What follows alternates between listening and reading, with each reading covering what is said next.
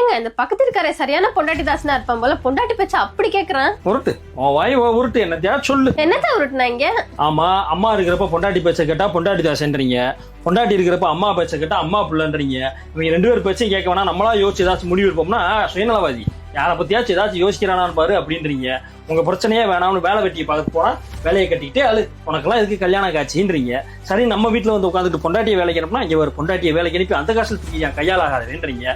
சரி, பொண்டாட்டியை வேலைக்கு போவேன் வீட்டுல வச்சுக்கிட்டா இங்க பாரு அந்த பிள்ளை இஷ்டத்துக்கு இருக்க போடுறான்னா எப்படி குடும்பப்படுத்தினா பாரு குடும்பக்காரன் அப்படின்றீங்க. உங்க சங்காத்தமே வேணாம்னு குழந்தைய கொஞ்சலான்னு போனா கொஞ்சம் குழந்தையும் கெடுத்துருன்றீங்க.